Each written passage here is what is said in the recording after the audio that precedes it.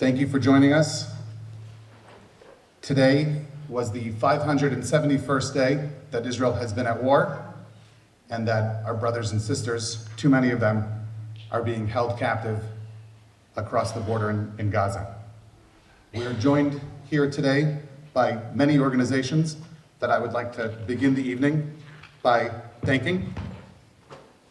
The Jewish Federation of Seattle, Rachel, of course, and Rabbi Samuel Klein, who wasn't able to join us tonight, but was instrumental in the planning of the program. The Jewish Agency, Stand With Us, Binyan Or Chadash, Congregation Ezra B'Tzaroth, BCMH, Merkaz Seattle, Brothers for Life, Island Synagogue, Seattle Hebrew Academy, AJC, and NYHS.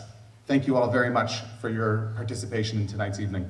I also want to thank our sponsors, Jack and Adina Almo, Larry and Fortune Azos, Lisan and Jana Harel, Rabbi Chaim and Tchia Levine, Ben and Leah Littman, John and Naomi Newman, Ben and Miri Tilson, and David and Karen Nagar.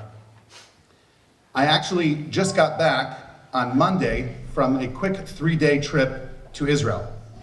Where Marnina and I, my wife Marnina, we lost a cousin in the war in Khan Yunis on January 8th of 2024.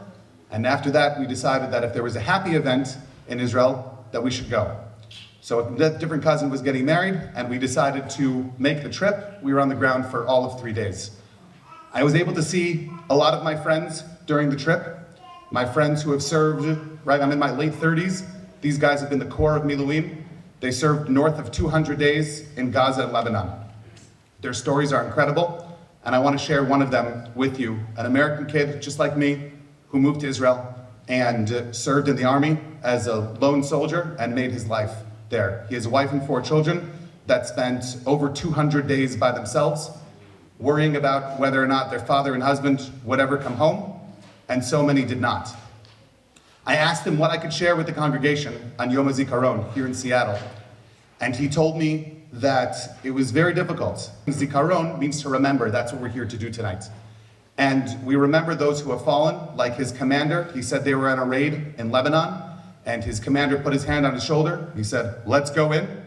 They went in, and the commander, along with 2 or 3 others in his unit, were killed that day, and he made it out. He said we need to remember them, but he asked also that we remember those who survived the war and those who fought, because the trauma and PTSD is very real. He said it's just like in the movies. There's the ringing noises. He wakes up in the middle of the night screaming. And he said that he made peace with the fact that anything could happen to him. And once you make that peace and then you come out of it alive, it's very difficult to go on and live that life. And he is grateful for the people surrounding him, his friends and his family, who have been able to support him and the many, many other veterans and soldiers who are heroes of this war. So tonight, we're here to remember those who served, remember those who have fallen, and those who fought, and the heroes that have survived. Thank you everybody for coming, and let's remember together, and let's thank God for the many military victories and spiritual victories. Israel remains the center of Torah learning on planet Earth, and we could not have had those successes without the help of God.